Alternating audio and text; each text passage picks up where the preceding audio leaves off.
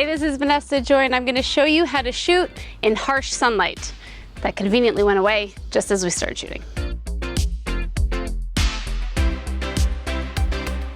Thanks so much to Squarespace for sponsoring this video. So we don't always get to shoot in the sunlight that we want to shoot in, not always in golden hours. So I want to give you some tips, some things to look for when you're shooting in less than ideal circumstances. Like a bright sunny day, that's actually 105 right now. So yay, Samantha is out here.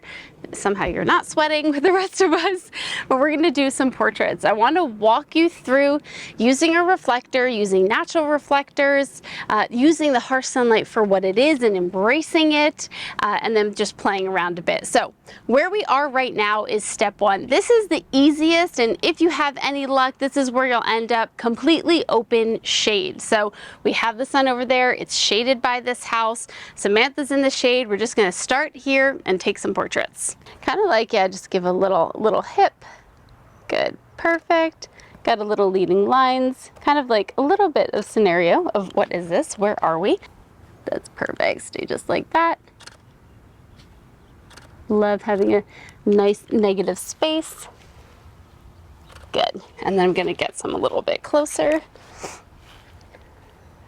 Perfect. So these are looking great, but I would love to incorporate a reflector. In case you haven't already heard about today's video sponsor, Squarespace, let me tell you some of my favorite features. I've used Squarespace for a ton of different websites: my photography website, e-commerce website, selling photography education, and I've even designed my dad's band website. And it's all done in just a few clicks because Squarespace has really wonderful design templates for any type of style that you can imagine, and they're all clean, professional, and really easy to use. Now, if you're a photographer like I am and you are always on the go, updating your website tends to be the thing you put on the back burner. Well, with Squarespace's app, you can upload new photos to your website right from your mobile device, making sure that your photography work that is showcased is up to date at all times. Now, Squarespace isn't just about building a website. Yeah, it does that, and it's great. It also goes one step further into the workflow management of your business, including sending invoices, calendar scheduling, accepting payments, you name it, Squarespace probably does it. Now, if you head to the link in the description below, you're gonna get an extra 10% off. So make sure you take advantage of that. Try out Squarespace and see how easy it is to create a website, manage it, throw anything you want on there, and showcase your business as best as it can be. Now back to the video. All right, so the next spot that we're in right now, a little bit of shade, shaded on the front of her, shaded on her background, but a rim light is happening. So now we have a little bit more interesting of a light pattern. Yeah, just kind of like work that around. This is really pretty because we also have a natural reflector on the ground. That's gorgeous. Love that. And then this kind of white that's coming right behind. Awesome. Do me a favor. Do you mind sitting right there? Yeah. And then just perfect, like 1 foot out. Yeah, that looks awesome. Good. And maybe like give it a little lean that way.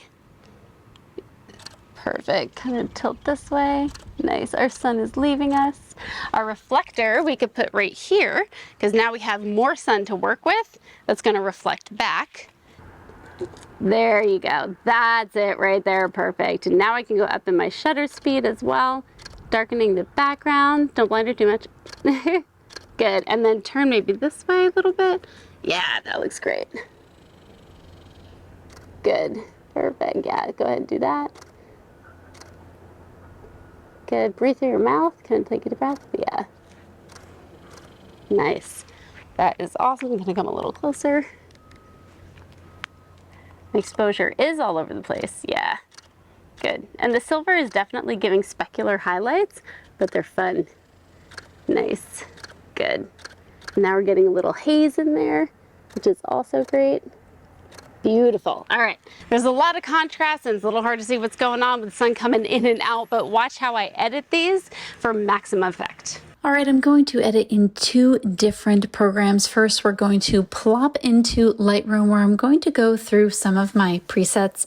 You can grab these presets on my website, but I'm scrolling through just to see what I like as far as what it does to the overall color, but specifically what it's doing to her skin tone as well as the background. Now, once I find a preset that I like, I don't just stop there. Presets are not the end all. They're really just a starting point. And one of the things I'm going to pop down and do is really mess with the exposure on each of them, because some of them were a little bit off, especially with the reflector and the sun coming in and out. So I'm going to balance the exposure on them.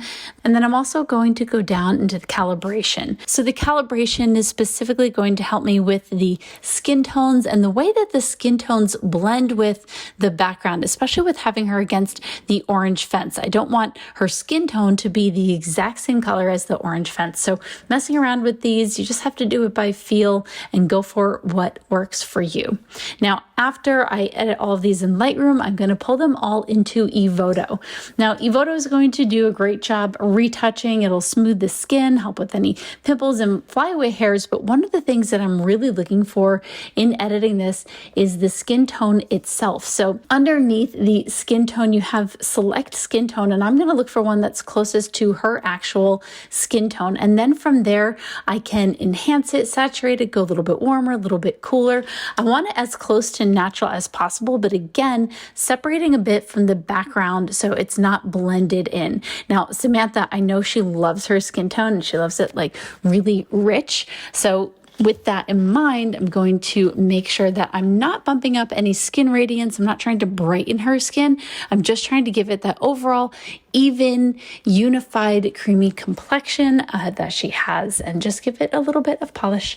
So that's it. That is how I would edit these photos. And of course, let me know what you think. I hope this has been helpful for you. Thanks so much for watching. Hit like, subscribe, and I'll see you next time here on YouTube.